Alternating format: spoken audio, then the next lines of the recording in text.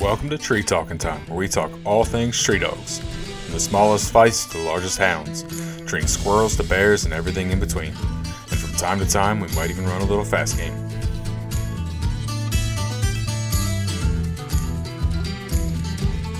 I can name you several of my favorite, but I'm going to pick one. Okay.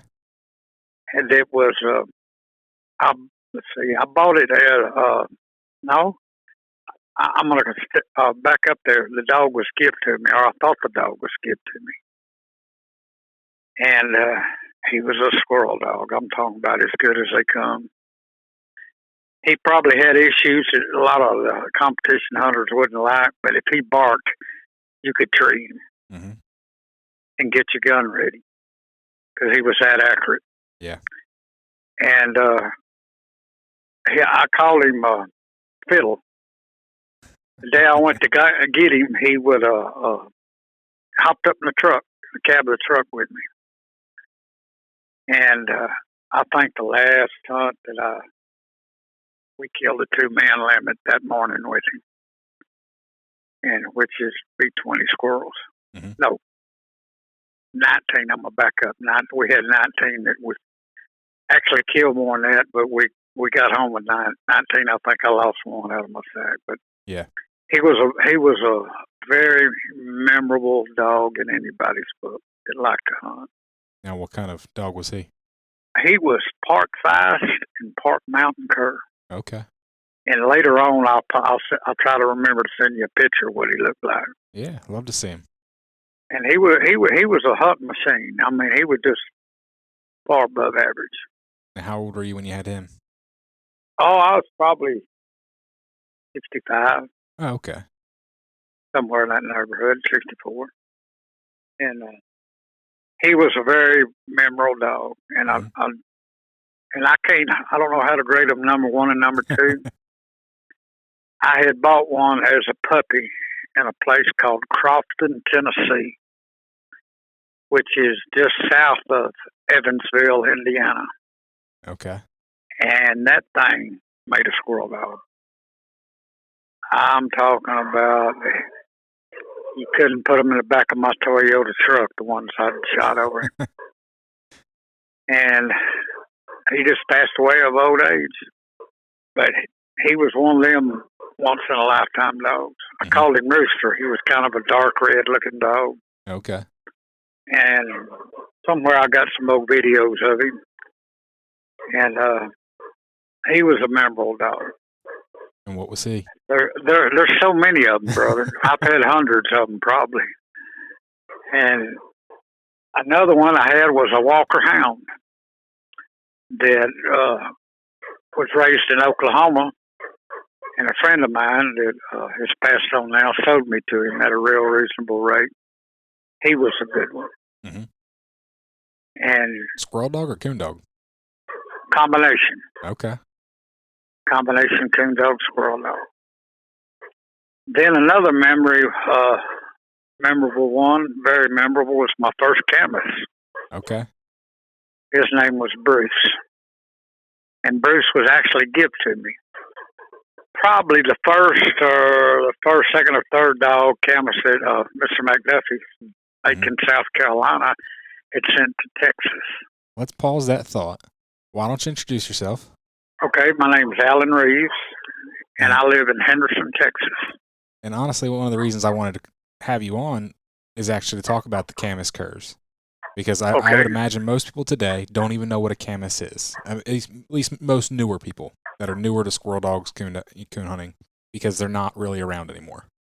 So why don't you explain what a Camus was, and then we'll go back to talking about Bruce. Okay, a Camus Curs originally was the fusion of 3 different breeds of dogs. The old farm type shepherd, or the McDuffie strain leopard. Mm-hmm. The old time shepherd was a background of leopards, the leopard curs. Mm-hmm. And then Mr. McDuffie took what 2 Canadian curs, or there might have been several of them involved, and he used them for their winding ability. Okay. And the leopard curs were known for trailing and the use of eyes and their winding ability. And so eventually he used what he called the Mexican border curs that he bought somewhere down around the Texas-Mexico border. Okay. But eventually they proved to be of no value, and he phased that out. And the results was, in all the pups, they would trail like a hound, and they would win like a bird dog, and they would use their eyes and their ears, both. Yet they handled like a yard dog. And I remember numerous occasions, a leash was of no value. In fact, I had hunted with some that had hounds, and I took my Camus, and he did extremely well. This Bruce dog that I told you that was one of the first to come to Texas. Very impressive. Very, very impressive. I don't know any dogs that can compete with. Back in the early 90s, when I was writing in Full Cry, I got acquainted with two men out west in northern New Mexico that had invited me to go mountain lion hunting with these dogs. I would say probably cousins of the dogs I had. Okay. And they were for real. Matthew Romero was one of the men, and he told me the day before we hunted that a Camus would be treed on the side of a mountain with a mountain lion or bear before the hounds figured out which way to go. And I thought that was impressive. I've lost contact with him. I've lost contact with Matt. I'm still Facebook friends, but I hadn't seen any posts from him. But yeah. Long story short, they were awesome. About the most awesome breed of dogs I've ever hunted with. And not to think that they didn't have a lot of hunt in them. They hunted hard. They were just voice command dogs. Okay. But they were so fast, and they could just, according to the weather conditions and sitting conditions, depending on what trait they used the most. Okay. And they wasn't just a trail dog or just a winding dog or just sight or hearing. They had it all. And I sold several through the years through different parts of men throughout the states, and I never, ever received a complaint on any of the pups. That's awesome. And I can still say that's pretty awesome. Yeah. I doubt many breeders could say that. Well, knowledge is valuable. Mm-hmm. And I have to credit Mr. McDuffie with his knowledge of genetics, DNA, and hereditary. Okay. What produced what and what percentages would produce what. Mm-hmm. Also, what would be a dud. And I've never, in my 50-odd years of having a dog of some kind, a hunting dog of some kind, to find anybody that could hold a conversation with him. He was that sharp. Mm-hmm. And back in the early 90s, I had the pleasure of meeting him and some other gentlemen through the United States, and we got together Gatlinburg, Tennessee, okay, for a photo front page cover shoot. And I would like to credit Butch Jordan of Ohio for getting us together. Uh-huh. He is solely responsible. That photo is honestly the reason that kind of put you on my radar, because that photo has, I would say, all of the legends, the greats of the 80s, 90s in the Cur and Feist world in that photo. That's absolutely correct. You know, Ben, I once made a statement, and I'll stick by it. A lot of times, the men or women, whoever has a dog, may have a top-notch dog that you never have heard anything about. Mm-hmm. And I basically probably was not very well known, you know, throughout the states till the Camus Curs, till I got involved in them. Mm-hmm. And I think that's kind of put me on the map, so to speak. Yeah. But it actually wasn't nothing my doing. I just trained them and raised them, and kind of wrote the article for them a while and full cry. Well, for the listeners, obviously we don't have that picture to be able to show everybody. Maybe I'll try to find it and post it with the this episode. But why don't you tell who else was in that photo? I can't remember everybody. Let's see. There was behind there Jody Mullins, mm-hmm. L.H. Ladner, yep, Curtis Ladner, mm-hmm. Miss McDuffie. Then there was Robert Kimmer, Peanut Betty. Yep.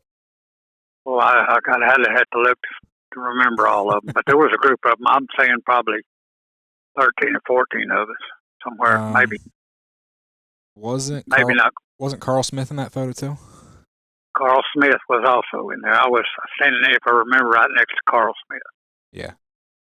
And Bill Barger. Bill Barger, yep. Right offhand, that's all I can remember. But I know there were some more that I'm not failing to mention. But good times. Yeah. A good time. And honestly, I didn't know who you were, and then you commented who everybody was. And that's when I was like, well, if you're standing there with all of those men, that means you're somebody. So well, I appreciate that. I gotta find out a little bit more about you. And then so we became friends, and then you started posting all these Camus Curs pictures, and I'm like, I've heard of Camus, and that's mainly because I'm a fan of the leopards that Richard, you know, founded the breed and everything. So just being familiar with Richard and some of his work, so I was vaguely familiar with him, but I really didn't know a whole lot about him, and then you've kind of informed me quite a bit about him. So, well, they were an exceptional breed. It wasn't a hit and miss situation when you raised a Camus. You knew what you had, and through the years, I don't know how long I had them, but I could just pick a dog, just take one. Mm-hmm. And go squirrel hunting and do fairly well with them. I had one that I thought a lot of. I called him Rusty. He was kind of a what I call a red merle. Okay. And I do not remember. I think maybe one in all the pups that I'd raised, I had a blue merle one time. Okay. But basically, they were a red or a shade of red or a red merle. And one thing I do remember is they were NKC registered as a breed. Okay. And a lot of people do not understand this. A breed of dogs is actually a type that reproduces like, mm-hmm. not so much color, but in traits. And I hope that makes sense to you because yeah. In a lot of situations, when two dogs are bred, you can get anything. But these dogs actually produce what they were supposed to produce each time. Yeah. Some just better than others. And that's what I liked about them. Okay. It wasn't no chance taken with these. Mm-hmm. And to me, that's impressive. Yeah. But here I am today without one. So, well, unfortunately, life takes its turns, and sometimes things, like we mentioned right when we started, there's things in life that are more important than these dogs and hunting. You know, while they can be very important to us, family and life can sometimes take us away. Absolutely. That's absolute there. And, you know, one of these days there'll be somebody that hopefully reach the place that Mr. McDuffie was. And I'm sure that a lot of them today, like you said in the beginning, don't have no idea about what a Camus dog was. No, I would say the vast majority of people, unless they have been around the the cur world have, for a very long time, would know what a camus was, and I'm just familiar enough because of like I said, because I'm a leopard fan and I've dug into the leopard history, that I stumbled upon a little bit of information about them just through my research on the leopards, and digging into Richard's life a little bit.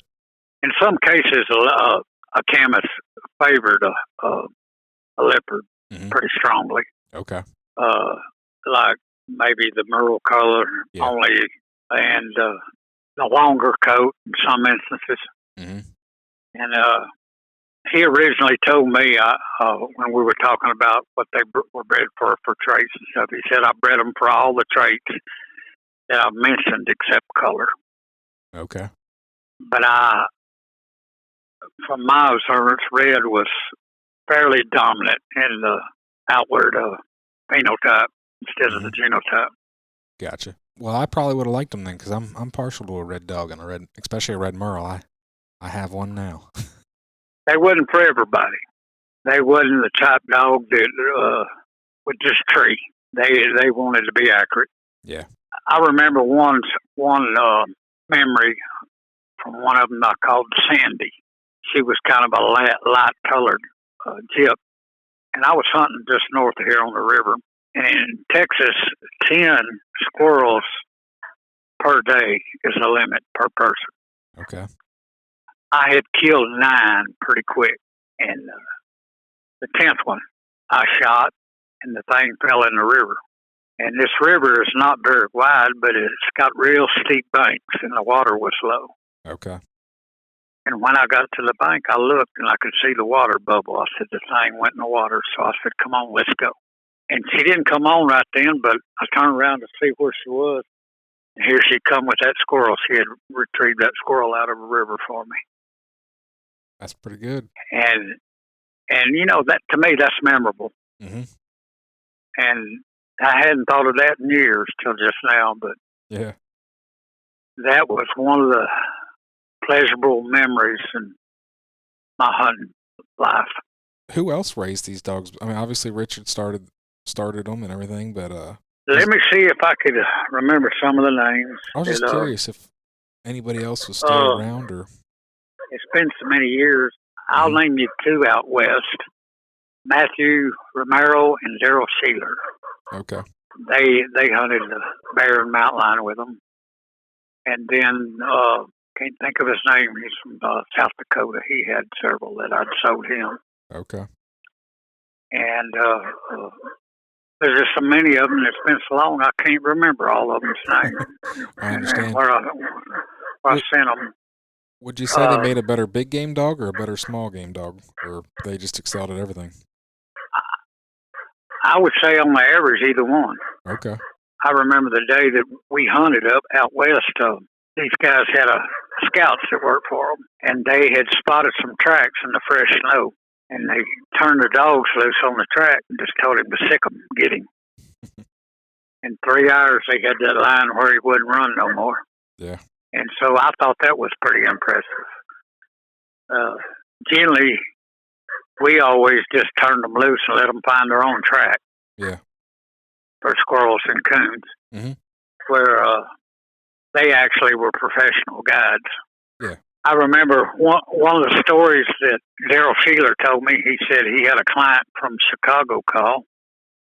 Said he wanted a lion. He said, Daryl answered him, said, when do you want him? And he said, well, I'm catching a flight, and I'll be in, I believe, Albuquerque at a certain date. And he said he took him and his sons to the mountains and turned the dogs loose and treed a lion. And his son stayed with the dogs treed. He drove to Albuquerque from Santa Fe, picked the man up, brought him back, and let him take the lion, and then took him back to the airport. That's pretty neat, I think. Yeah. And, now, did the dogs open on track, or were they silent? Yes. Okay. Yes, they would. They would open on track. Well, I just know leopards do, and I really wasn't sure if Canadians were open or not. I've never. I would call them an open dog, okay. open trailer. In the Canadian cur history, there's there's some leopard blood in there, so I wasn't sure if they were open dogs or silent dogs. So, Ben, I haven't heard of anybody having a Canadian cur in years. Either have I. Same thing with the Camus. That's why when I saw you posting pictures, I was like, man, I need to get you on and talk about them because, like I said, I just find the history interesting. And I'm going to contribute that to continue outcrossing. Mm-hmm. Like I said in the beginning, the Canadian curs were used for their winding ability. Yeah. And they were top-notch winding dogs. Well, that doesn't surprise me because the history of the Canadian is that they got started actually out of a German Shorthair Pointer and a Border Collie cross was the initial cross. Then they inbred puppies off of that cross for a couple generations, culled hard, and then they crossed in, I believe, Camus and Leopard over a couple generations. So, having that strong Shorthair Pointer in there, it doesn't surprise me at all that they'd be a winding type dog.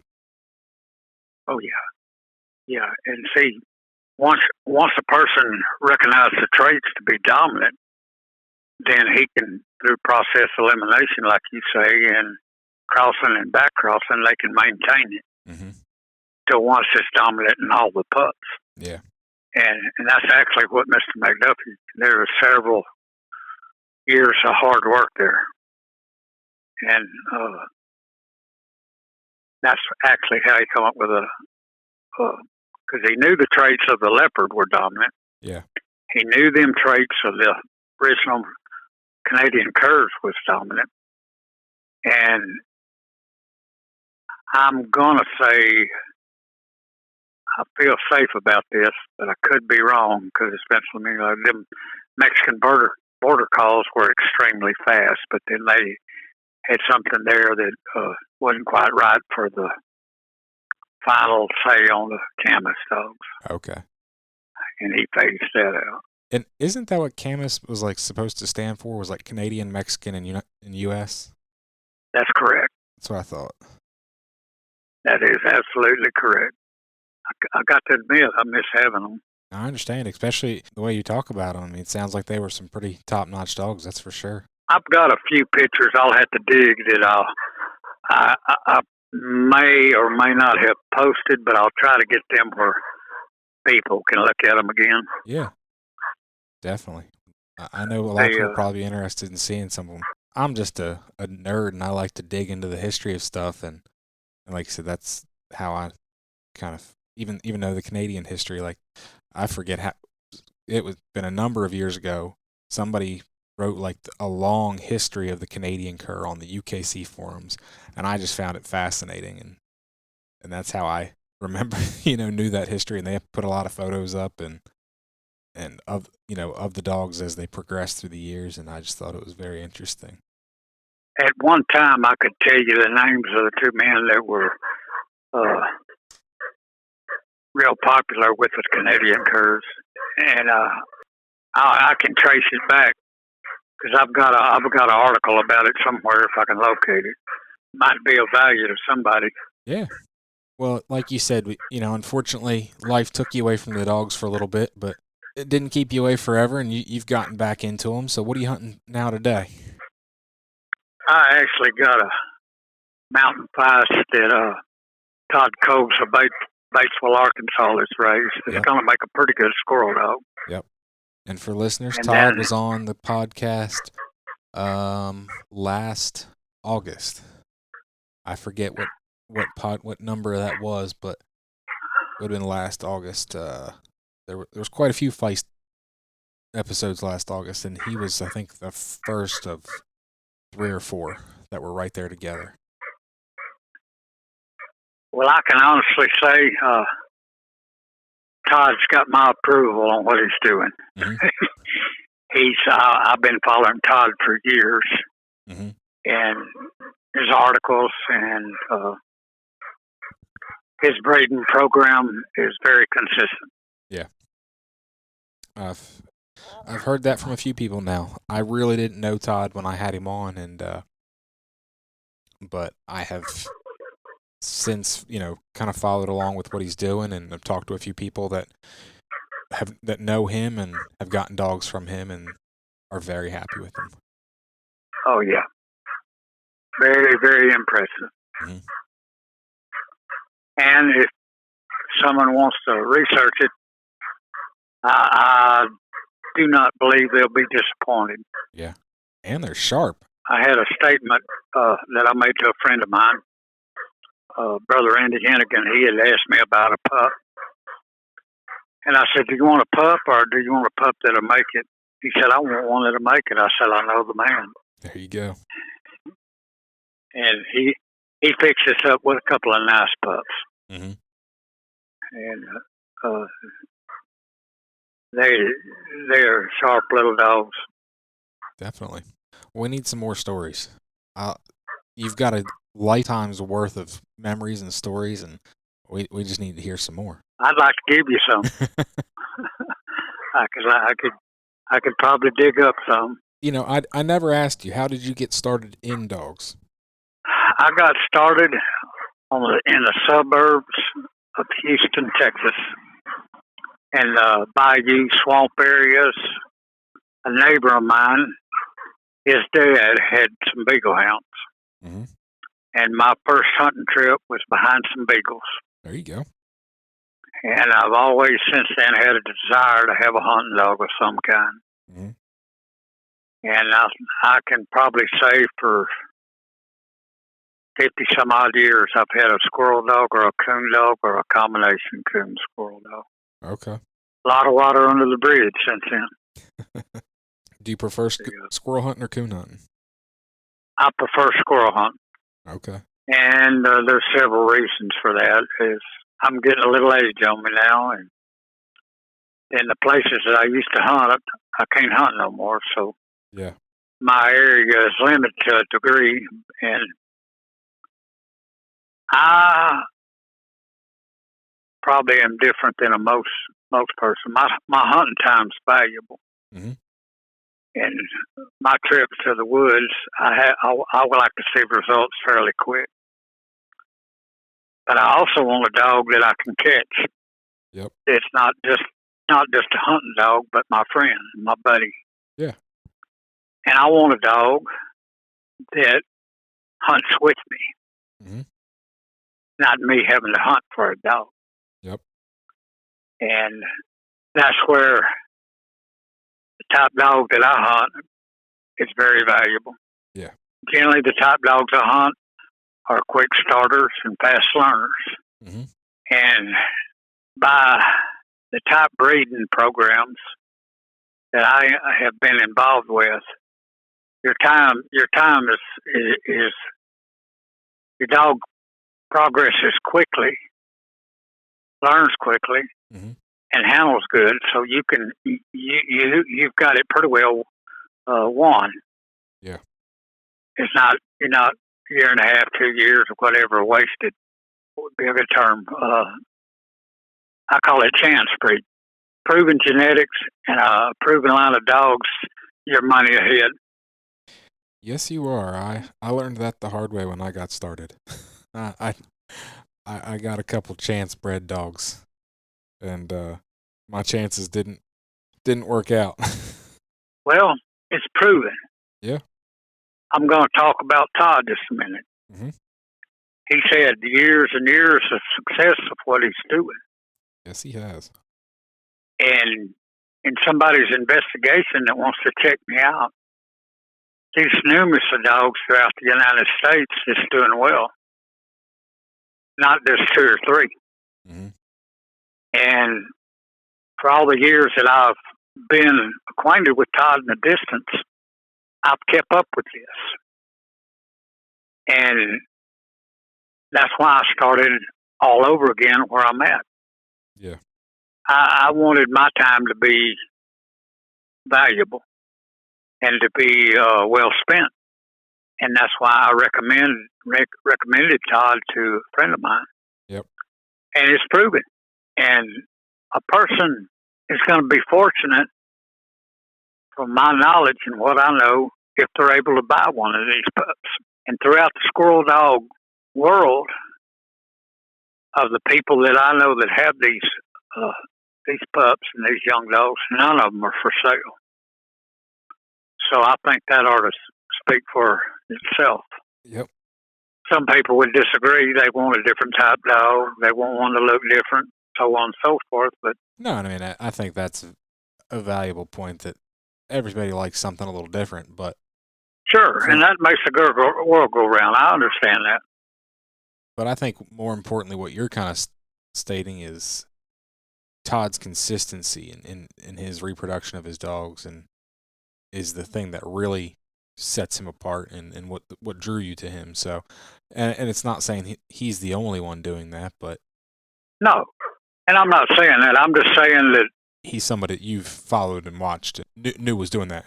I followed him for a long time. I'd probably say 20 plus years or better. Okay. And there's other good breeders out there. I'm not saying that, but he has got to be very consistent. Mm-hmm. He's got to where he has an excellent name, excellent reputation, and go see him and visit with him. He'll show you what the dogs will do. Yep.